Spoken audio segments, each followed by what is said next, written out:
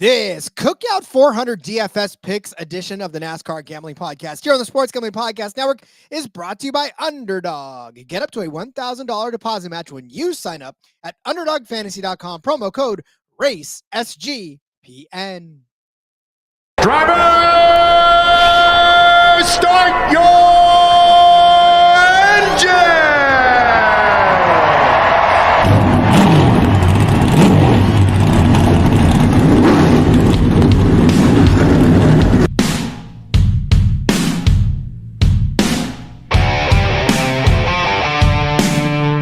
Strap in and pull those belts up tight as the Sports Gambling Podcast Network presents the NASCAR Gambling Podcast. I'm just gonna put my foot on the floor and I'm not lifting till I see God or a checkered flag.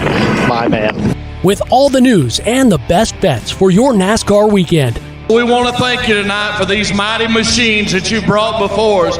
Thank you for the Dodges and the Toyotas.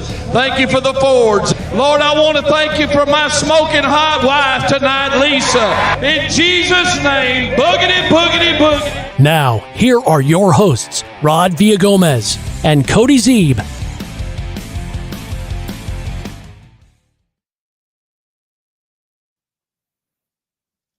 Welcome in to another episode of the NASCAR Gambling Podcast here on the Sports Gambling Podcast Network. He's Cody Zeeb. I'm Rod Villagomez. We have reached Thursday. There are wheeling cars on the track tonight in Richmond, getting everything set for the festivities to take place on Friday and Saturday. Cody, there is no underdog picks up yet that we can do. So we're going to shift gears a little bit, Cody, and give everybody the Truck Series and the Cup Series DFS picks from DraftKings today. Yeah, you love it and you hate it because obviously we'd love to talk underdog picks on here, Rod. But we get to add the Truck Series and dive deeper into that. So, kind of a win, loss, win, lose, win. I don't know. It's a little bit of everything. Picking up wins and losses all at the same time. It's a mixed bag. It's a tie. It's a draw. It's like the characters in Inside Out, all of them pressing the button at the same time. Those of you with kids will get that reference. Oh, yes. That's 100%. It's a great movie. Both of them, I do. actually. I agree. Yeah. Both of them. Yeah, they're both good. JDK saying evening, fellas. Evening, Hello. JDK. Priest was given the honor of a top 40 great wheeling drivers of all time. That's pretty fun. I didn't know that. He's a pretty good one. Ryan Newman, I'm sure, on that list as well. He's one of the all-time legends. So, yeah, shout out to Corey LaJoy for wrecking Ryan Newman from the lead here a few minutes ago. I thought that's funny. We were just getting on, and you just said, "Oh no, Ryan Newman just got wrecked from the front." I was like, "Oof, that's rough. That's a bad way to go."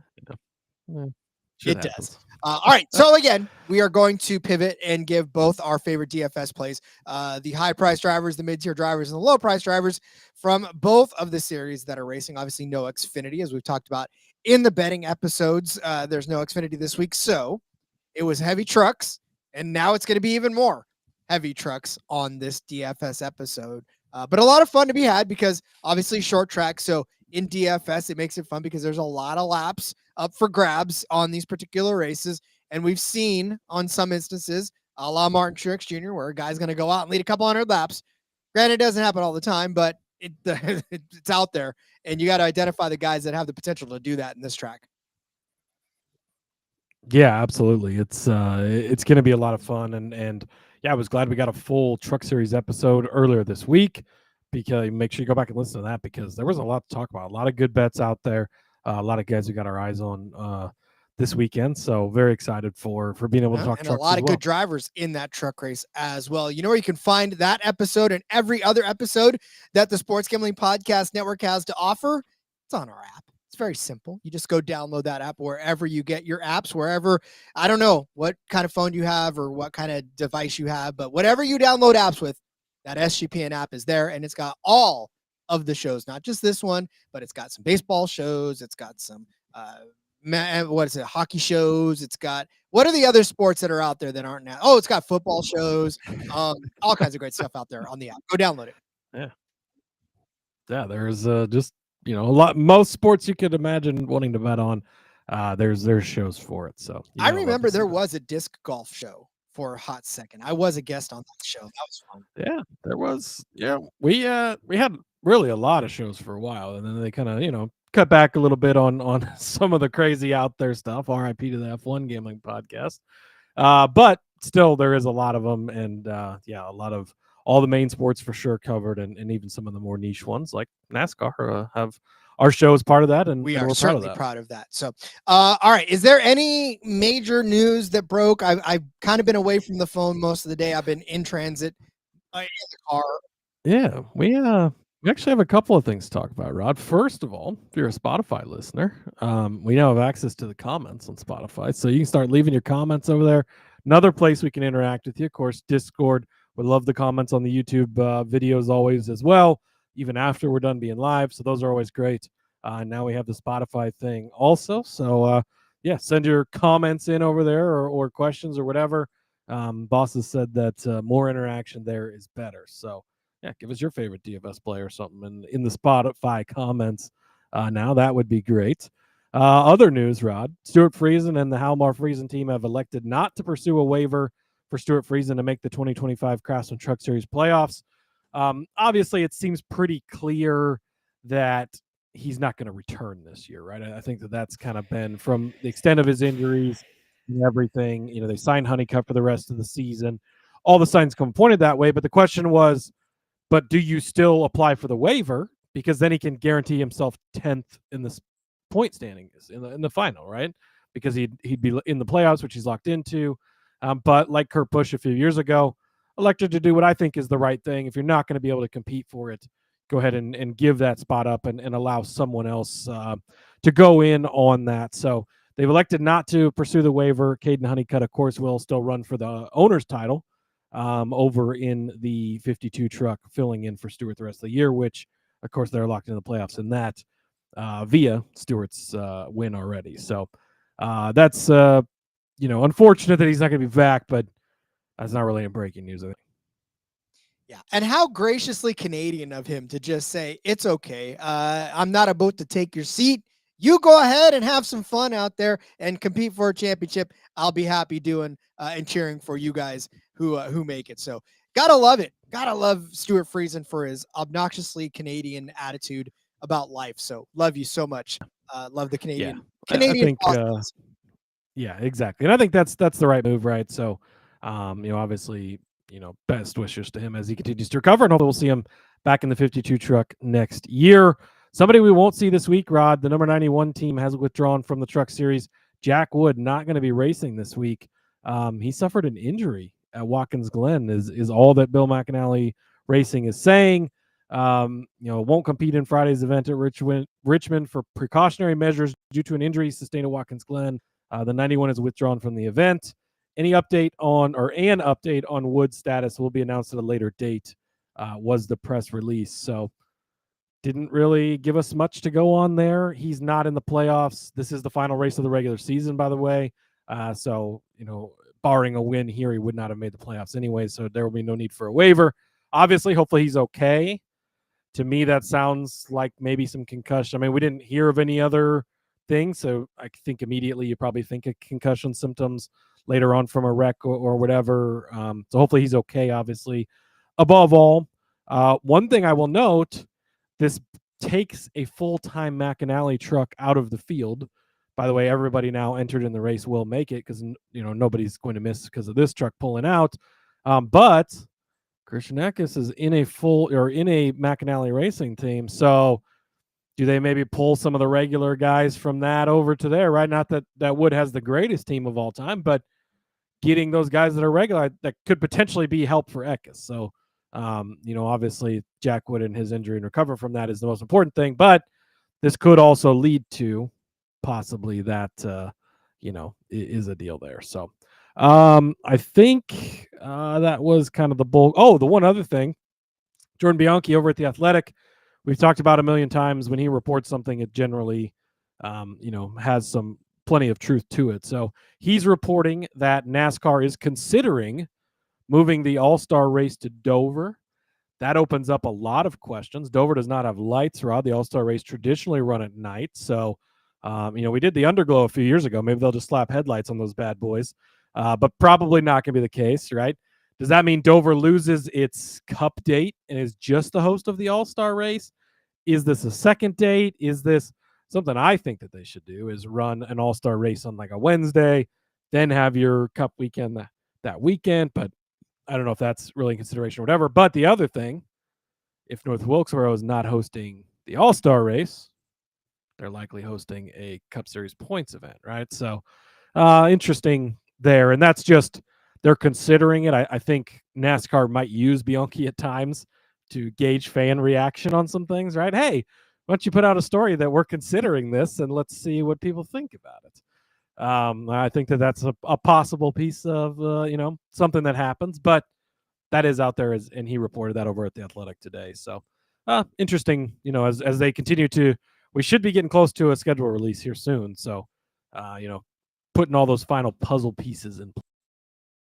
Yeah, as to the Jack Wood thing, I remember he got into an accident, but I didn't realize the lick was that hard. Like I remember him getting wrecked. Wow, that's the thing though, Rod. Like it's always the ones that don't look like Connor Zilic falls and smacks his head in victory lane, doesn't have a concussion, and that's just, think of all the bad wrecks Dale Earnhardt Sr. had in his life, and then that was the one that it's always the ones, I don't know. And that seems like the thing in football a lot too. It's like, oh, that didn't look that bad. Oh, he's out for the season. It's like, man, sometimes the worst looking accidents or wrecks aren't always the ones with the most damage, I guess. Yeah, no, and I get it, and good on him to take the time off to get healed up and all that other good stuff. So, although as far as Jordan Bianchi's concerned, what's funny is that the whole room, when you're in the press room, the whole room just stops and quiets down when Bianchi asks a question. It's amazing how much respect he gets in that press room.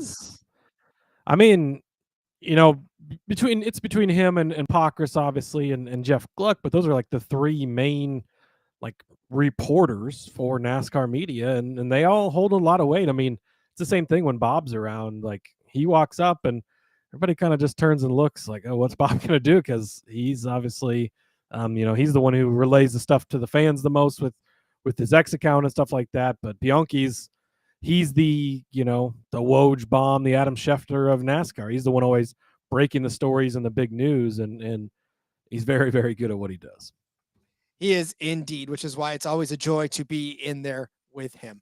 All right, well then, since we are no Adam Schefter, we are Adam Schefter less, or even Jordan Bianchi, we are not. It's time to start laying out some of our DFS plays for the truck race and the Cup Series race at this weekend. So let's get to that. But before we do, we want to tell you all about my friends over at, hang tight, MyBookie. I'll get there. I don't know if it's my computer or if it's what's going on, but I can't click on buttons fast enough, I guess. We're brought to you by MyBookie.ag. MyBookie is your place to bet on every sport, including the MLB, WNBA, golf, and of course, football futures. MyBookie accepts customers from a ton of locations. There's easy deposit, lightning fast payout using cryptocurrency, e-soccer. Digging deep into MyBookie right now. How about the USA and Denmark? USA is actually plus 109 to win their game over Denmark. I like that. Let's take that and run with it. And then just don't look back. Have some fun with yourselves. Go click on that esports tab and find your favorite play there as well. Head to mybookie.ag, promo code SGPN for a 100% deposit match up to $1,000. Terms and conditions apply. That's mybookie.ag, promo code SGPN. Rhythm's power trends are now called smart signals. Rhythm continues to crush it with smart signals. It's essentially the best of the best of what their house model has to offer. Their AI detected patterns where Rhythm's model has consistently won and has a high ROI. Think a strikeout prop that wins 59% of the time when the line and probability hit a certain range. Smart signals are updated daily and exclusive to Rhythm. No touts, no noise, just clean data-backed bets. MLB Smart signals, well, they're crushing it. Mike Trout and Giancarlo Stanton are combined 14-0 on Smart signals, recommending their unders. And then WNBA Smart signals, 97-65 in July with a 15.64% ROI. These are so good that Scott and Adam literally rebooted off of one of their bookie accounts for winning too much. So go download the Rhythm app right now. Check out Smart Signals. Start betting smarter. You know that we are going to be. I gave you Alicia Gray last time, points and rebounds. Well, let's go back to the well. How about assists? It looks like Rhythm here is predicting 2.5 assists. The line is set at 3.5. So what does that tell you? She got a 50% hit rate on the lower, which means probably should take the lower on that one. The Smart signals are leading you toward the under. So take that as well. And when you get your 7-day free trial today, you go to sportsgamblingpodcast.com/rhythm. Pick that up. sportsgamblingpodcast.com/rhythm. E-soccer, Cody. E-soccer. That's certainly something, Rob. Shout out to the Experts Suck Sports Betting Podcast. In the chat says made it in. Blaney has to be in my lineup, right? In your lineup, maybe. Sure. We'll talk more about Blaney, or we won't talk more about Blaney. I don't think we're going to talk about Blaney. He's not in our lineup, so I'll give you that. So Kylie checking in. Got some bets, and I like all of them. Elliott top 10 minus 125. That's a hell of a good number. Briscoe top manufacturer plus 700. I gave that out on the show plus 550. So seeing 700, that's great. Hamlin top 5. Love it. I think I gave him out top 3. So yeah, I'm all in, and we'll have some more thoughts on him when we get to the Cup Series side of thing, Rod. But first, how about some trucks? How about some trucks? We are at the Eero 250 at the Richmond Raceway, set for 250 laps around this 0.750 mile paved track for 187.500 miles. Again, 250 laps in the truck series is quite a few laps. So definitely some DFS fun to be had out there. Yeah, this is a ton of laps.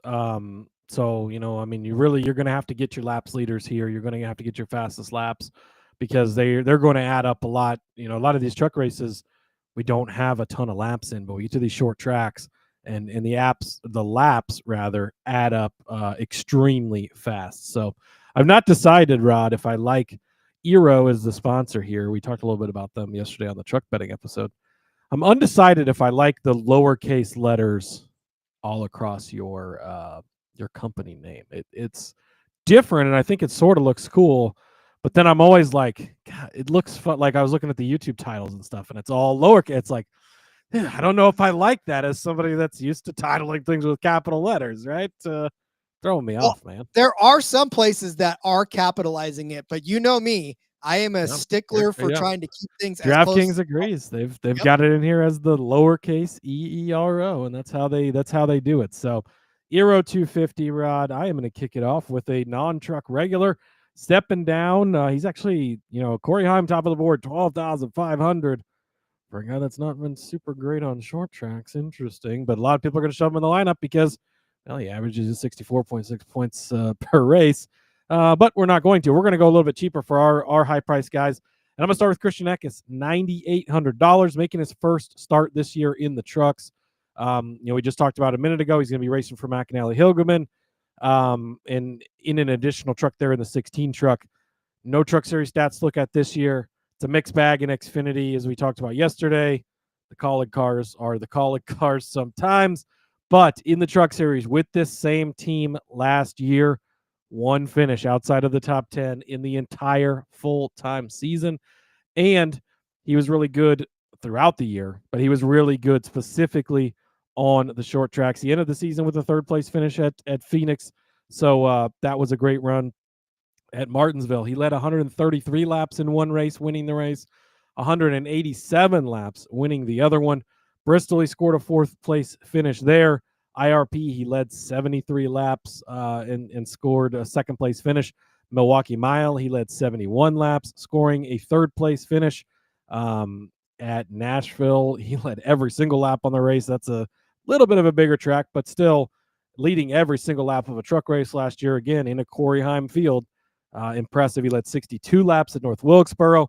All of these short tracks we went to, he led laps. The first Bristol race, 144 laps led, starting on the pole, winning the race at the end of the day. That's a look at all the short tracks last year. So really, Phoenix to end the year, he didn't get any laps led there. But that was one of only 2 races on the entire season where he didn't lead some laps. And the ones where he did lead a lot of laps, all short tracks, right? He had, did he actually? I mean, yeah, actually they were all, I guess Nashville, the one little bit of a bigger track that he led that a decent amount, 37, I guess, like a Charlotte, but where he led a lot of laps, it was all short tracks, a lot of points racked up there. I think people aren't going to be quite sure, as they put in their lineups, like Christian Eckes, what truck is he in? Do they even look like he hasn't made any starts, no fantasy points per race, all that stuff. So I think people are going to overlook him, and you got Heim at the top, you got Riggs, you got Majeski, all these guys at the top of the board. But I think that Christian Eckes could be a pretty strong weapon in the Truck Series here at $9,800.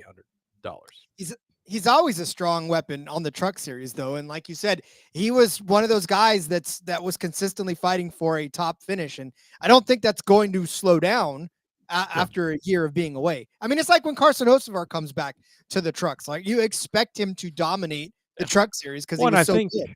Yeah, I think that's a good comparison, right? It's even like a Cup guy coming back down to Xfinity. Sure, he's gone to the next level, but he's coming back down. And I don't want to compare this to like a JGR car, but it's because it's maybe not that good. But this is a top tier Truck Series ride. These McAnally Hillgman trucks, some of them at least, are fast, but that's the deal with Tricon too, right? You got your top tier trucks in there, and you got your lower tier drivers and trucks. But this is a good truck with a great driver. So yeah, I really, really love Christian Eckes this week, and I'm very glad we get to see him come back. And I'm extremely glad it's on a short track where he's really been very strong in the last couple of years. Agreed. All across the board. All right, my driver, I talked about him yesterday, and I'm going to talk about him again today because you can't really talk about Richmond without talking about Grant Enfinger in the Truck Series. Just so damn good on this track. Every one of his 5 starts have all been top 5 finishes. 3 of those have been top 5s, and one of those was a win. How good is he? His average finish, 5.2 over his 5 starts. 98 laps he led in the 2024 race before that 4th place finish, but still a damn good day for his 71 laps he led in 2021. And then in 2020, he only led 18. Damn, how horrible. But he won the race, so he got the max amount of points that he can get you in that instance right there. But yeah, Grant Enfinger on this track, 1st, 8th, 4th, 9th, 4th, just fantastic finishes, and you just can't ignore that. And he's only in this particular DraftKings lineup, $9,200. That's very hard to imagine that a guy that good on this track is only a $9,200. I feel like that's an absolute steal. So, but like I said, Grant Enfinger, fantastic on this particular race. Good this season too. 11 top 10 finishes in 17 starts. He's got 6 top 5 finishes. His average finish is 10th place. Look at some of these short tracks that he's been on. IRP, a 4th place finish there.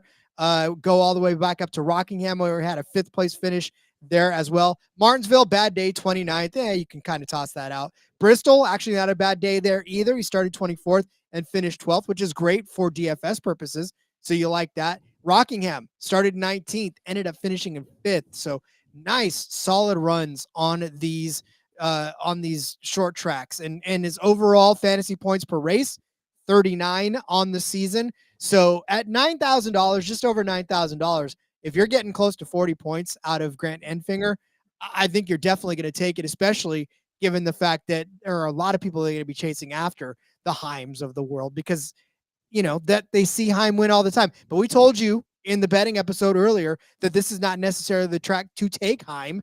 I mean, he may be inevitable. That's fine. That if he's going to beat you, he's going to beat you. But he hasn't beaten you on a short track in a very long time. So it just doesn't stand a reason that he's going to do it again this time. Lane Riggs, I made a case for him in the betting episode.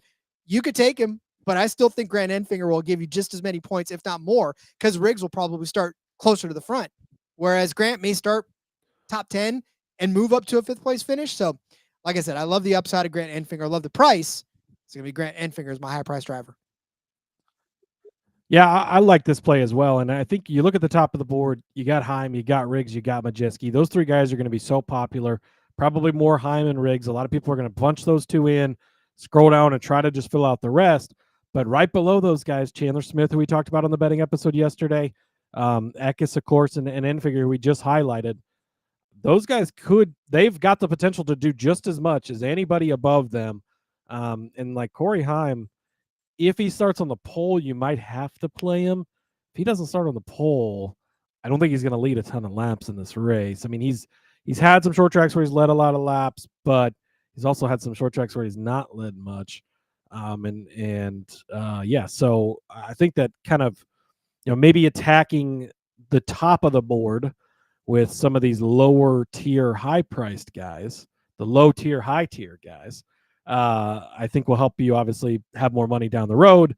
And I think that these guys have very high ceilings. Agreed. Although Myron checking in saying that not even in football season yet, the DFS contests have fallen off a cliff. NFL's king, kids. Yeah, preseason is even. It is, unfortunately. Marcus saying he's predict that Christopher Bell is going to win, and JGR's good. Wow, shocking prediction. No, and JGR is very good. Marcus will definitely have a lot of Christopher Bell in his lineups as well. But all right, well then, Cody, let's take a step down and give you our mid-tier drivers for this race. Who are we going with to save you a little money?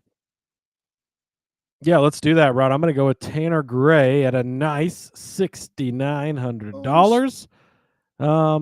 Yeah, thank you.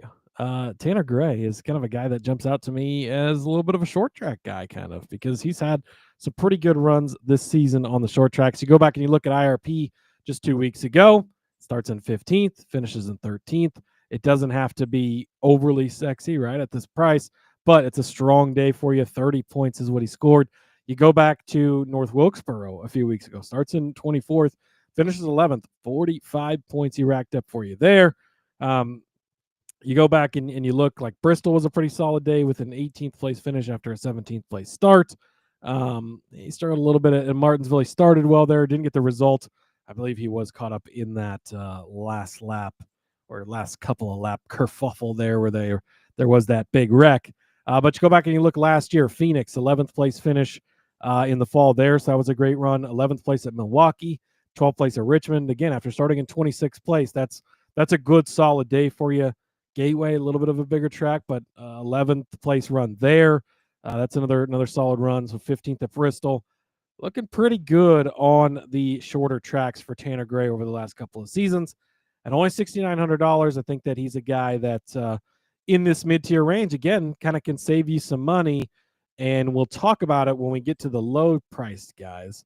But it's rough down there, Rod, as well. It is highly, highly rough down there. I feel like it's rough in the middle, too, as far as kind of trying to pick somebody that you think is going to do well.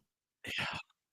Well, I think that's why maybe like an Eckes Enfinger type at the top, it opens up. If you play Eckes, Enfinger, and Gray, you've got an average of $8,000 left to spend per driver.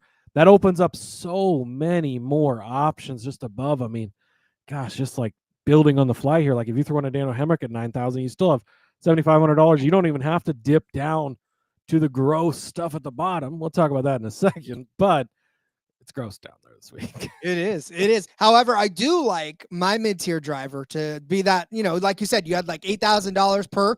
Well, $7,400 will get you Gio Ruggiero.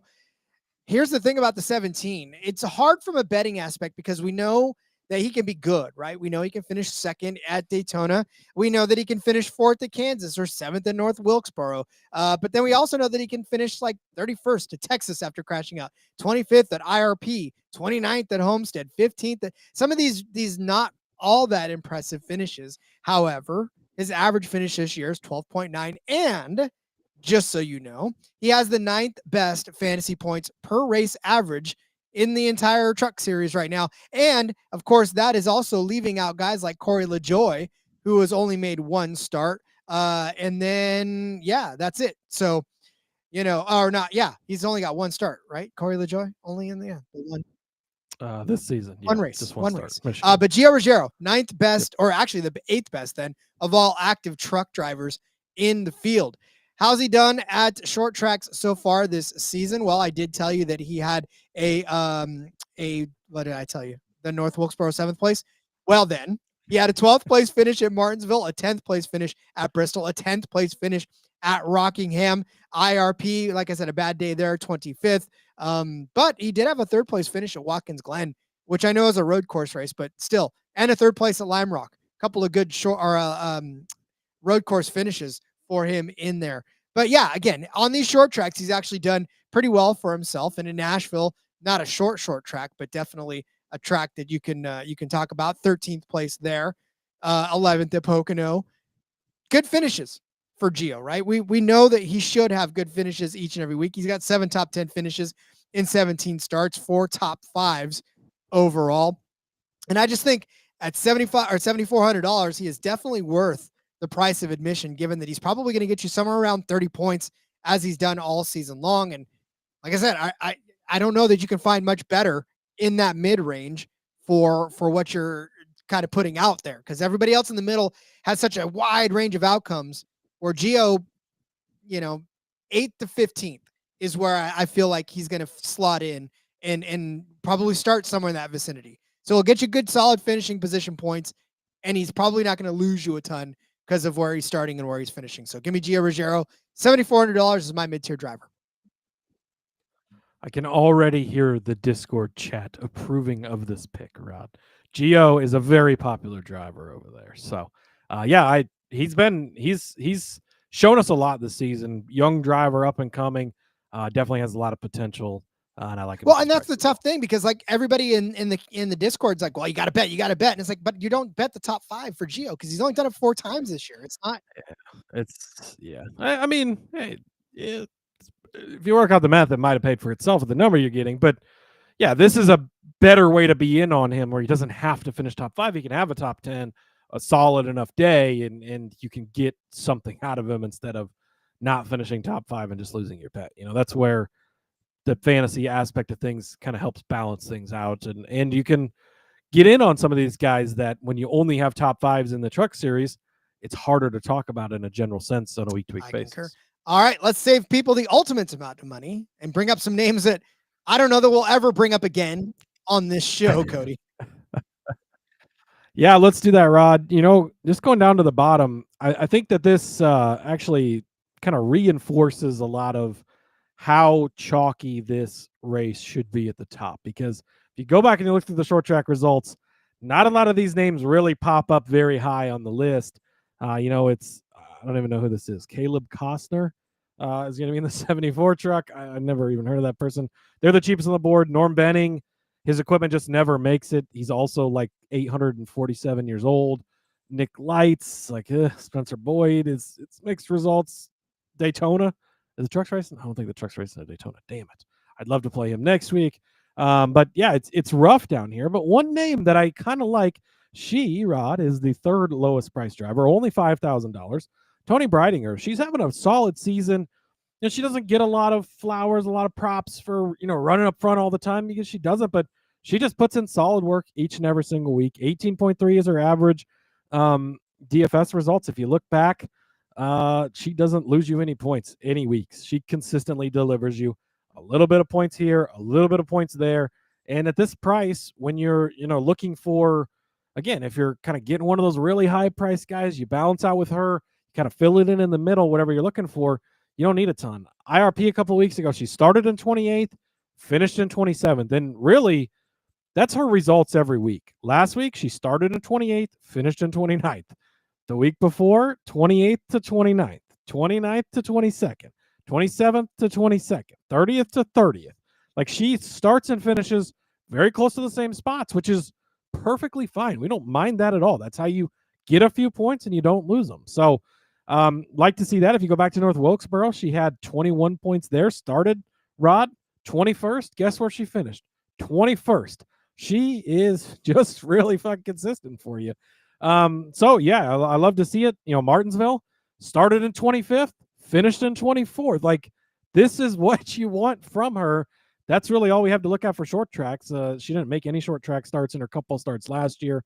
So nothing else to look back on, but it's been just every week, Not even looking at the tracks. 12, 16, 12, 27, decent race. 25, 12, 7, 21, 26, 20, 11, 34, 20, 19, 17, 27. Like, it's just kind of consistency from her. And in this type of race where there's not a lot of great selections down at the bottom here and you're kind of just throwing some darts, why not pick a driver who consistently just delivers you good results? She's not out there trying to win. She's not trying to top five it. She's going out there to run her race. Let's finish around where we start, maybe a couple of spots better. That is beautiful for the third cheapest price driver on the slate. So, yeah, I love some Tony Breidinger this week at $5,000. And again, saves you a ton of money, helps you stuff in the more expensive. Yeah, and I was just about to make that point too. It's like if you're gonna go hunting at the top, you need somebody that can just not lose you points, and that's a lot of salary relief when if you could squeeze in a 5,000. And again, if Riggs and Heim hit and they're the bottom is going to make the difference. So don't scroll all the way to the bottom and pick this guy I've not heard of. Maybe he'll be fine. I don't know. I don't even know what truck he's in, but get somebody that can deliver you a little bit of points and spend that extra $200. That could be the entire difference in how you cash in DFS. I agree. All right. Well, then I'm going to go to Bikini Bottom for my next pick and to the 84 car, not driven by SpongeBob, but his friend Patrick Staropoli.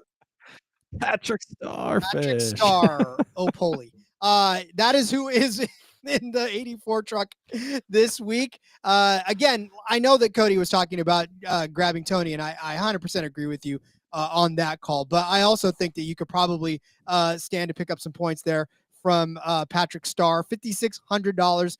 I know it's Staropoli, but you guys will probably just know Patrick Star, and you'll remember that more. But he's been in 2 races this season in the Truck Series. He got you 38 points in his first start, and then 10 points in the very next start as well. The thing about it is that if you're digging around, right, and you're digging at the bottom, yeah, I get it, and I do love the Tony play because and it gives you a reason to watch Tony for sure. But for Patrick, like I said, he doesn't make very many starts, but he's obviously a guy that is going to be good. And even in that day where at Bristol, where he started 26th and finished 29th, he still didn't lose you any points. He still got you 10 points on the day, even though he lost 3 positions after starting and not finishing the race at all. And then in the race prior to that was the Martinsville race, a short track race, where he got you a pretty good chunk of change at 38 points in Martinsville. So already 2 short track starts.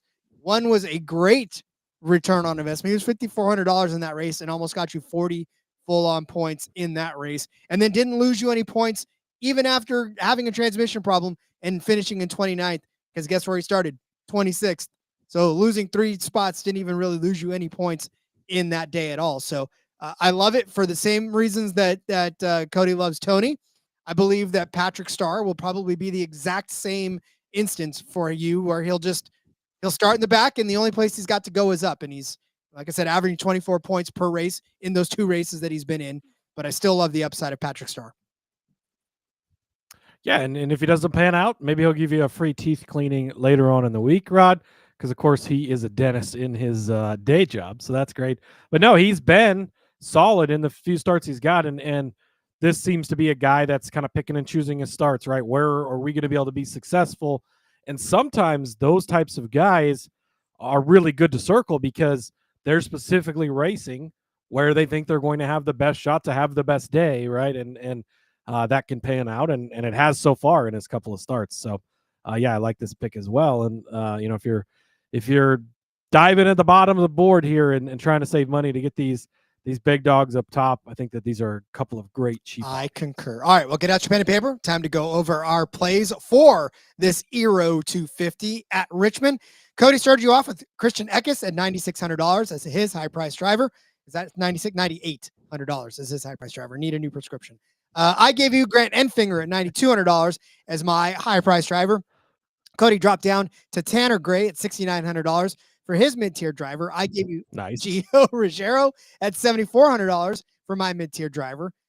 Cody gave you Tony Breitinger at $5,000 for his low price driver. And I gave you Patrick Staropoli at $5,600 for my low price driver. Absolutely love it. All right. We've got Cup Series drivers when we come back, but I would like to take this opportunity to tell you about our friends over at, hold on, where are we at? Roll, Rod, roll. Roll, Rod, roll. Hold on. Seriously. Hey, the experts suck. Great question. I'm actually about to answer that question in just Beautiful. a second. So stay tuned once Rod finds our Nice. ad reads, and Nice I'll tell you fam. all Here we about go. it. Let's tell you about Circa. The world's greatest sportsbook, Circa Las Vegas, is hosting the world's biggest pro football contest, Circa Million, Circa Survivor, and Circa Grandissimo, with over $21 million in guaranteed prizes. You can't call yourself a true DGen if you're not competing in the Circa football contest. Come hang out with the SGPN at the Circa contest weekend, August 21st through the 23rd, for an amazing weekend, including live shows and open bars. Plus, you get 15% off a stay at the Circa with promo code SGP.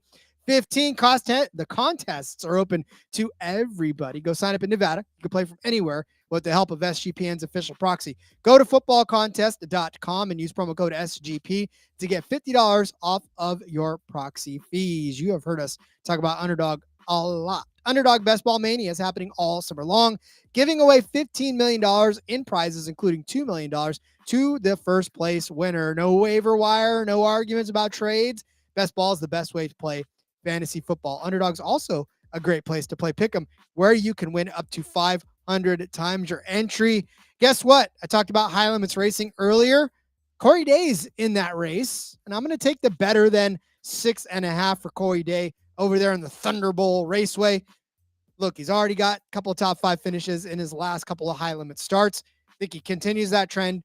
He's the second coming of Kyle Larson. Maybe that's not a good thing anymore. But anyways, we'll take Corey Day better than 6.5 at Thunderbolt. Sign up with our promo code RACESGPN and claim that special pick and first time deposit offer up to $1,000 in bonus credits. UnderdogFantasy.com, promo code RACESGPN. Corey Day, high limit, very high limit. I was a little behind on the DVR, Rod, but I was catching up on that Dirt 2, the like 4, I think it was 5, it was 5 episodes, I think, that aired on Fox or FS1 this year, but it followed like high limits from last year. And boy, everybody is high on Mr. Day. They the whole entire show was basically about how he's the greater than Kyle Larson ever could possibly dream to be, and he's going to have just an amazing career. So yeah, I don't know if I'm that sold yet, but he is winning me over a little bit, Rod.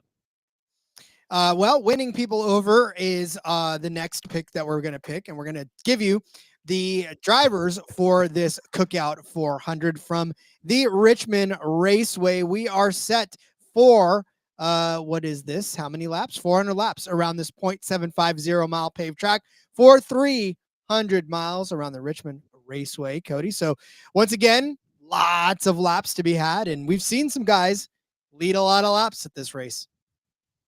We absolutely have, and we've seen some people dominate some races here lately, so I'd maybe expect a little bit more of that. So you're going to want to make sure you try and hit those people for sure, because it's again a lot of laps to go around, a lot of laps led. Coming off of Watkins Glen last week, where we don't have very many laps led to go around, not as fast laps. That changes drastically this week, right? I think it was 92, 95 laps last week. Now you got 400. That's a lot. It is a lot. So, all right, well, then let's try to identify some of those guys that may end up leading a lot of laps by giving you our high-price driver picks for this race. Yeah, I got to say, my favorite high-price driver is the one Rod's going to give out, so I'll go with that as well. But, Rod, we brought this guy up on the betting episode. There was not a great way to get in on him in betting, but I think that this is kind of a different, sneaky way to get in on him and kind of keeping with the trend of going to the lower side of the high tier guys like we did in the Truck Series. I'm going to take one Joseph Logano, $9,700, sitting just underneath of the top tier guys. I did want to actually make one quick note here before we move on. Corey LaJoie is listed in the driver pool, Rod. He's listed as questionable. He's $6,500. He is not entered in this race. He is on standby for Brad Keselowski. If Paige were to go into labor, have issue or whatever, he's the one who's going to jump in that car. That's why he's listed in the pool, but he's not racing in this race. So just, tossing that out there. That could change by Saturday night. Obviously, that's why they've got him listed in case. But as I saw his name in there, I wanted to make sure to mention that. So back to Joseph Logano, Rod. He's a guy that I really like this week. We talk often. He's a tough guy on a week-to-week basis to kind of nail down. When's he good? When's he not good? He pops up here. He doesn't pop up there. Like one week he's racing for the win. The next week he's racing Cody Ware for last. Like he's hard to zero in on. But at Richmond in particular, he is really, really, really, really, really, he's really fucking good, Rod. Over the last 21 races at Richmond, 3 times he's finished outside of the top 10. And if you don't count last lap being wrecked from the leads, it's only 2 times he's finished outside of the top 10, because that's what happened last year. And so, yeah, a lot of that obviously is in the old car, but in the new car, he has been lights out at Richmond. It has been insane how good he's been. You go back to 2022. So again, they're only going here once this year, but it's been twice the 3 previous years. So we have 6 races to look at. The first race here in April of 22, not very good, 17th. That's kind of an outlier race. He starts 11th, 8th and 4th in the stage. Just like had an okay day, but didn't finish well. But then you come back here in the fall, he led 222 laps in August of 2022, Rod. He finished in 6th place that day, but led a ton of laps, scored you a lot of points, obviously. Come back here in the spring of 2023, starts 18th, finishes 7th. That's a great day. The fall of 2023, he starts 23rd, finishes 4th. So don't count him out if he doesn't start well. He's able to make his way through this. But starts in 23rd, finishes in 4th. Came back here last spring, starts in 10th, finishes 2nd. Then they came here in the fall last year. Roddy started in 9th, led 2 laps, was leading on the last lap. Of course, Austin Dillon wrecked him, as they're coming to the line before he wrecked Denny Hamlin. And he ends up with a 19th place finish, but heavy asterisk there because obviously he was running well there. So the last 5 of 6 starts here in the next gen race, 6th, 7th, 4th, 2nd, leading on the last lap. That's pretty fucking damn good for Joey Logano. For a guy that is hard for us to pinpoint when he's good or when he's not, he's outlier really good on this track in particular compared to a lot of other places. So, what can we look back on this year? What's he done? Because again, some of the results, Indianapolis 32nd, have not been overly great, right? But Iowa a couple weeks ago, very comp track to this. Starts at 14th, finishes in 9th place, so a solid day. Laps led, he did lead 222 a couple of years ago. He's probably not going to lead you a ton of laps, but he is capable of doing so. Short track, by the way, of the All-Star race, he led 139 laps at North Wilkesboro earlier this year. Got the track position on the short track, able to hold it once he gets it. But if you go back, Dover was even an okay day with a 14th place finish for him. And then going back to look, Phoenix 13th place, but you look at how they've run at Phoenix the last couple of years. The short tracks and Penske have done really well. So the experts suck to your Blaney point earlier.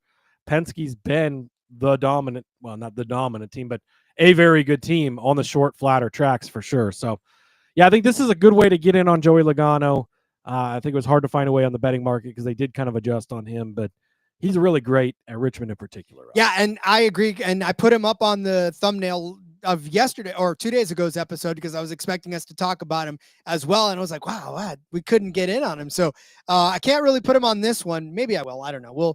We'll maybe highlight him, but maybe I'll put a truck driver on there. Who knows? But yeah, I agree with you because Joey Logano's a guy you don't want to miss out because he's going to have a good day. So you got to figure out where to get him. If the underdog projection is right, then I think we need to also look at that as well and maybe take the better than on whatever they get. I'll be very interested. And I have a $5 basically on us credit, Rod. It's like good for like 3 or 4 more hours.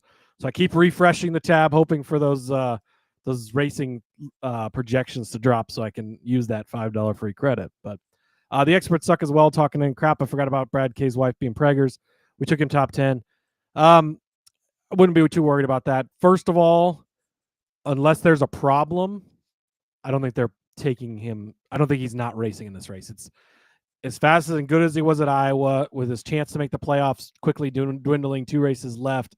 He's got 14 kids already. If he misses the birth of this one, I mean, not that any one's less important than the other, but he might get a pass on this one. If he doesn't start the race, your bet will be voided. If he does start the race, you're going to have to rely on Corey LaJoie to get you a top 10, because if a driver gets in during the race, it's scored as the driver started the race. So you might be fucked there. But I'm not overly worried about that. And hey, maybe Corey that would be stacking a lot of pennies, especially for his man Brad Keselowski. All right, so and Kylie really likes Logano top manufacturer. That is probably the best way to get in on a Joey bet if you want to. I like Brad in that market a lot, but that might be a good way to look at Indeed. Joey. Kylie also tossing out Denny. I'm tossing out Denny. Denny Hamlin, $11,000. Again, it's people are, oh, don't got to tell me to play the top guy on the list. Yeah, but some people don't like to do that because they like to be far too contrarian, and sometimes that gets you into trouble. This is not a time to be contrarian with Denny Hamlin. Denny Hamlin on this track just essentially owns this track, all right? Let me read you his finishes over just up until 2021, okay? And stop me if one of them really makes you mad. Well, one of them will make you mad, but that's right.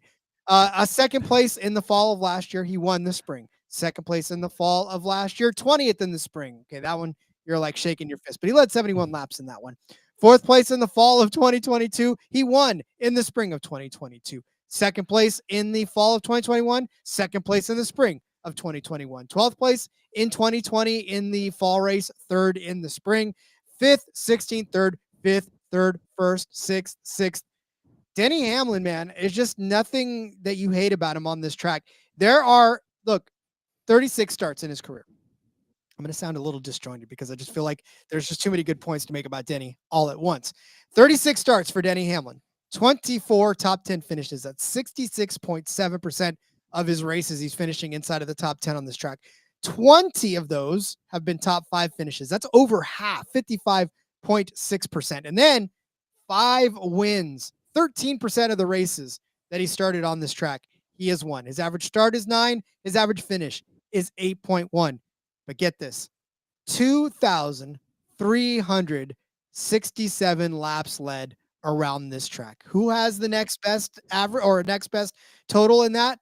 Martin Truex Jr. with 1,587. He has almost lapped the field on laps led on this track. Now, I told you that he led 70 or 71 in that time when he finished 20. Well, last year in the spring, or in the fall rather, when he finished second, 124 laps he led.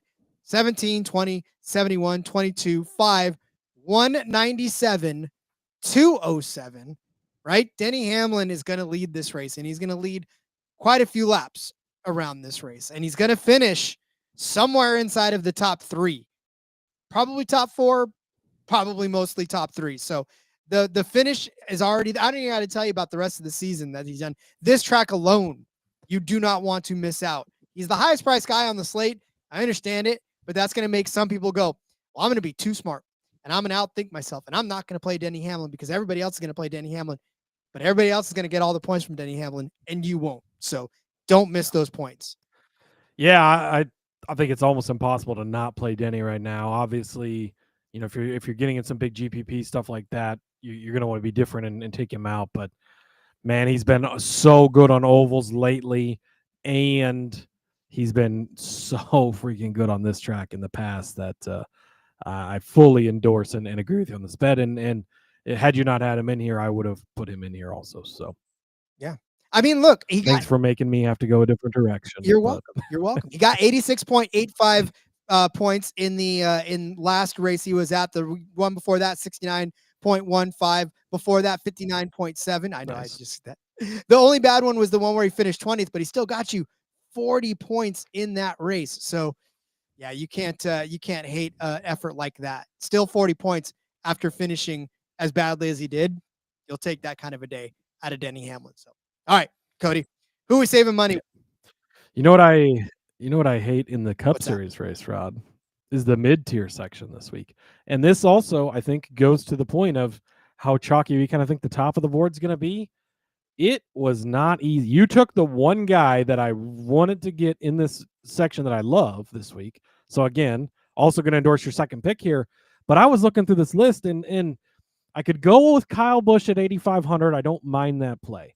But past him in the mid-tier section, Chastain, I don't like. Barry, I don't love this week. Bowman, I don't love this week. Priest, I don't love this week. Austin Dillon is going to be super fucking popular. Everybody's going to play him.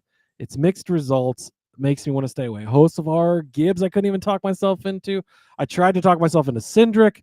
Corey Haim, you could sort of make a case, but short tracks are kind of his weakest thing. Suarez, I don't want to touch right now. Eric Jones, John Nemechek, even to back to the question from the experts suck. Like, he's been really bad at this track in particular, not as good on the short tracks.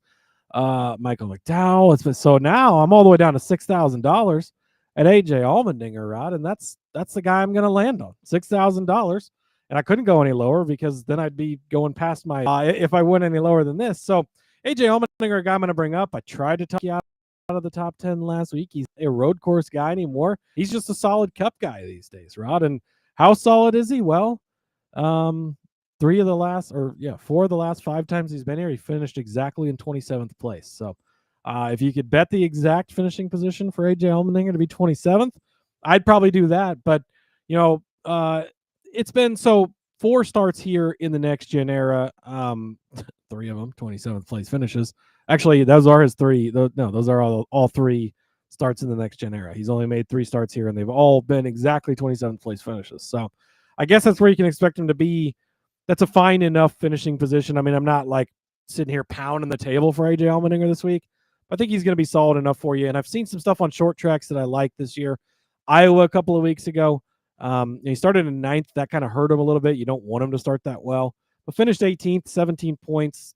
Again, like a good enough day, I guess, if you will. But then looking back at his other results, again, road courses have not been super great to him. But Bristol, 9th place finish. Like that kind of jumps off the board. Okay, pretty decent day. Phoenix, 22nd. Again, like it's good enough that you can manage it. And the other thing, too, is like there's not a lot of really bad finishes here. Now, Dover did get caught up in a wreck, had a DNF there. Kansas got caught up in a wreck, and Texas. But outside of that, he's kind of just in the teens to early 20s each and every week, like 11th, 18th, 23rd, 37th in there, but 18th, 6, 12, 21, 13, 17, 20, 38. Some outliers, but 4, 24, 9, 18, 23, 7, 8, 22, like you're pretty much getting decent weeks from AJ Allmendinger, I guess. And that's what I'm trying to say is you're going to need to load up top, probably play your guy here in the middle, and then go towards the bottom of the board with an AJ type of guy. Maybe some of these other cheap drivers we're going to bring up because the middle of this field at this track this week feels really weak to me, Rod. This is probably the longest I've had to look through a section to find a pick I wanted to play this week. And it's got like so many guys in there I love to talk about, like Ty Gibbs, Austin Cindric, John Hunter Nemechek. I've given him out like 14 times on this podcast this year for DFS. Like I couldn't even touch any of these guys. I was like, oh, could I make a case for, like go down a little bit farther, like a Shane Van Gisbergen? But I couldn't even do that. It's just, man, it's rough in this area. I almost wanted to make a case for Shane Van Gisbergen, but then I was like, nah, because I want to be a responsible adult. I don't want to be over here giving people. Because everybody's going to look away from him this week, and you're like, oh, this is but then you look and he's not been good on short tracks. And it's like, oh boy. Yeah. Tough. There's nothing that translates into being able to do sledding out there this week. It is tough sledding. Although the one I picked was one I'm definitely on because I talked about him on the betting episode the other day. I'm going to talk about him here again. We just think that a lot of these drivers are going to perform exactly the same as we think they're going to perform. And so if they do that in the betting episode, stands a reason. And I know there's some people that don't listen to the betting episode. So you're hearing Bubba Wallace for the first time. Bubba Wallace comes in at $7,500 in this race. Dude's on a roll.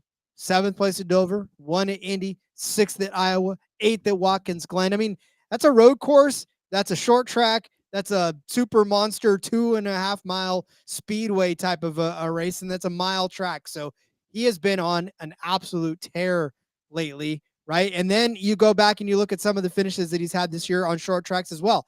3rd place at Martinsville. That's a damn good day for that 23 team as well. 21st at Darlington and 19th at Bristol. I mean, yeah, you kind of hope that didn't happen. But then he started to go into a slide. Then he finished 6th at Nashville, 4th at Michigan.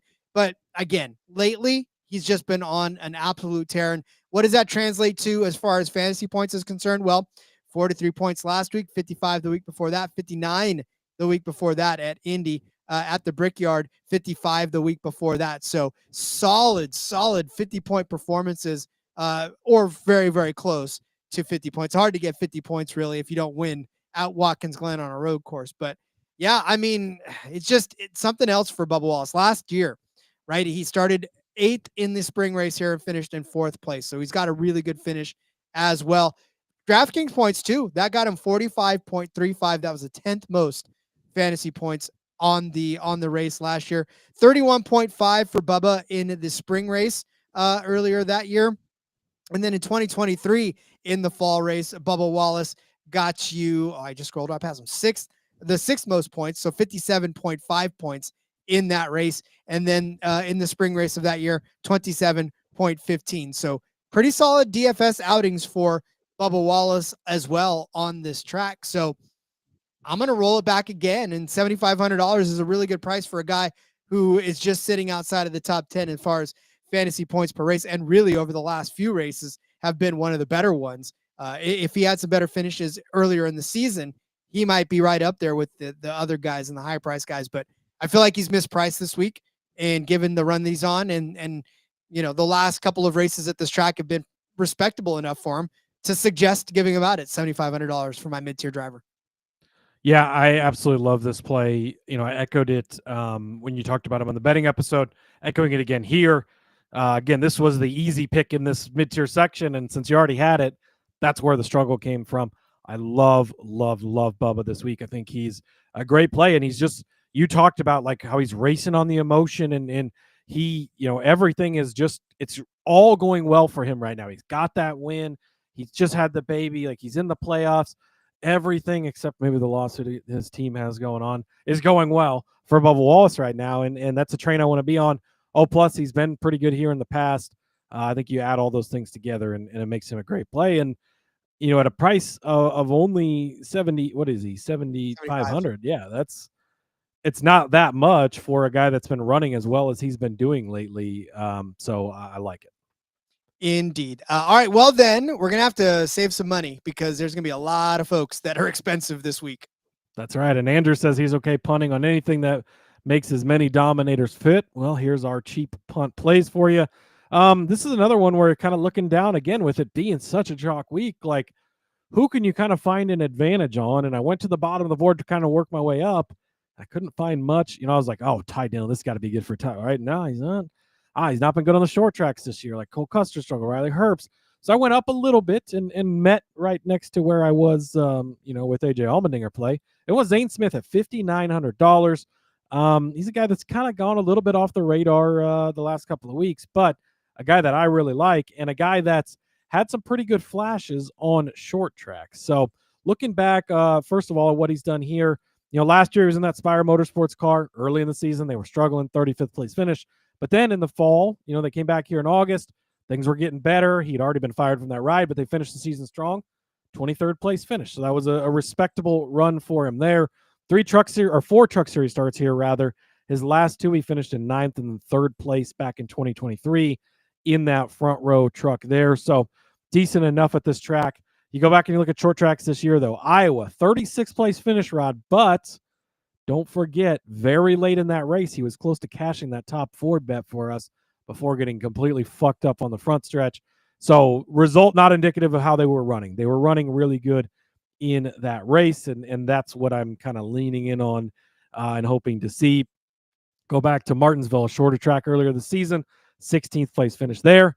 Phoenix, a 9th place finish there. So a couple, again, we've not run a ton of short tracks here, but he looked good at Iowa. Again, result, and if some people pop on there and they just click and they look back 2 weeks, ooh, Iowa, -8 points next, thank you, and move on, good, that's fine, right? We'll take that because he's been pretty solid.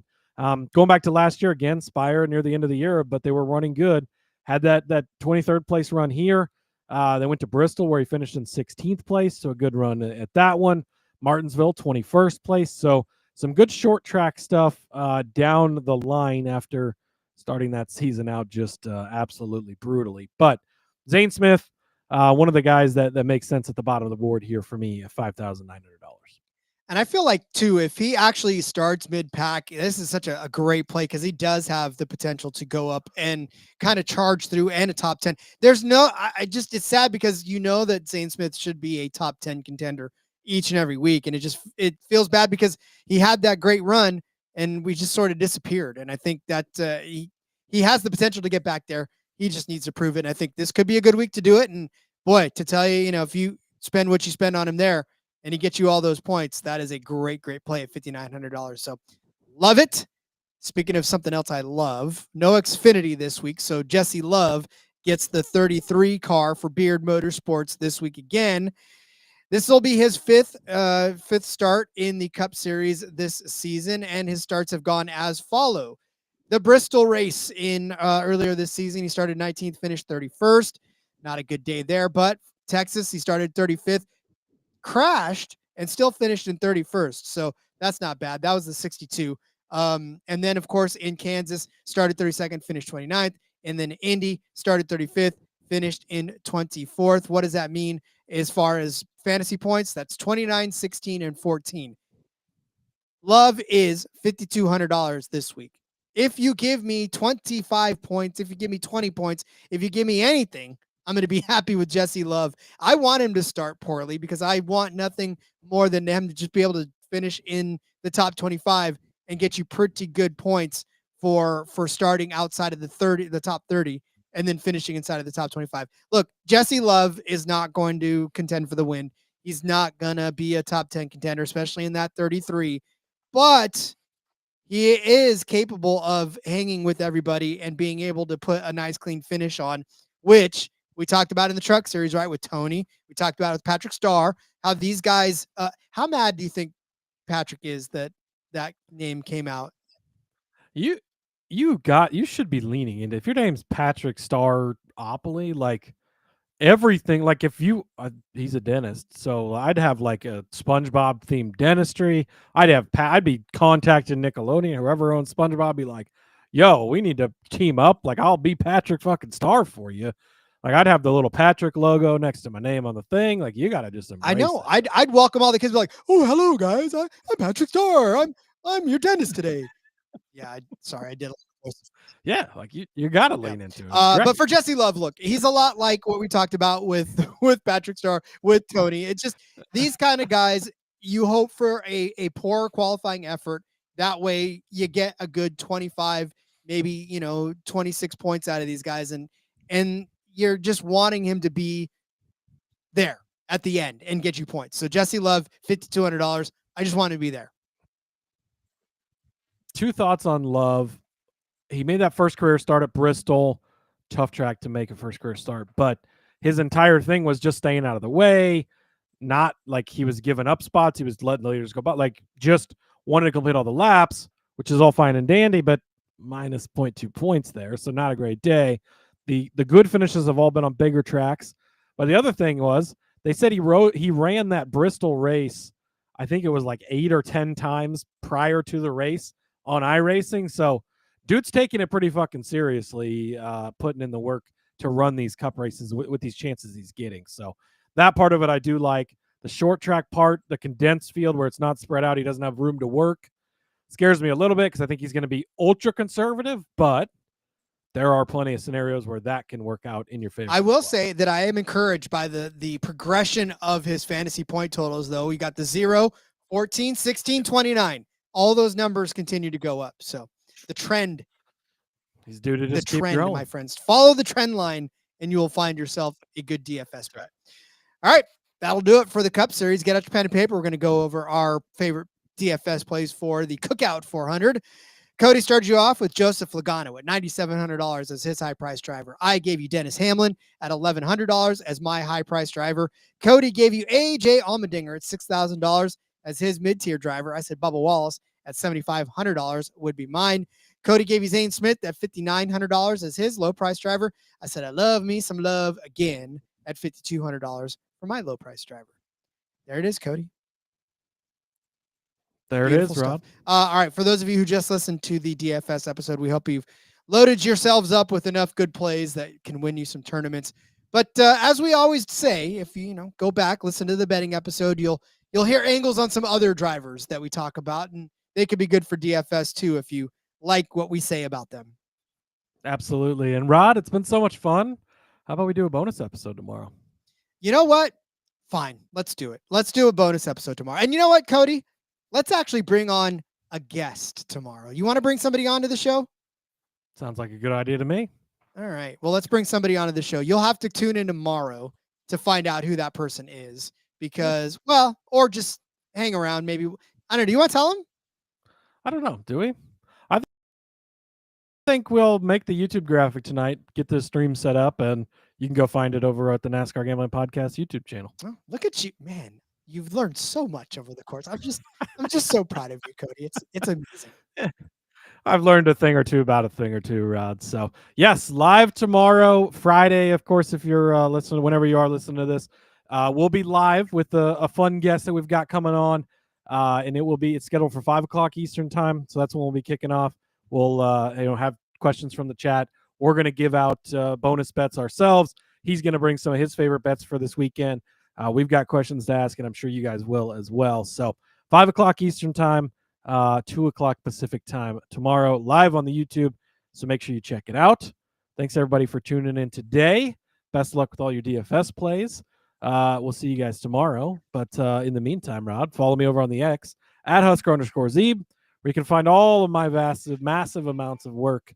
And follow me on Twitter at RJ Villagomez. Link in the bottom, everything I got going on, whether it's here. Make sure you're checking out Seth and Elliot over on the back road. They are taking you down that already. I think they were going at the same time as us. Sorry, guys. But I'm sure we didn't take away from the many, many people that are watching you right now. But yeah, follow me there. And then, of course, the DGen's only DGen bet of the day. Hit a surfing one the other day. Took a couple days because Mother Nature took the waves a couple days to catch up. Totally snookered on the snooker play. The dude had a massive, legendary comeback to win. But I say that my bet was still good. It just took an act of God to beat it. So, check that stuff out. May have high limits for you tomorrow as well. So, all right, love you guys. We'll see you tomorrow with a fun special episode. And until then, let's go racing and let it ride. The darkness will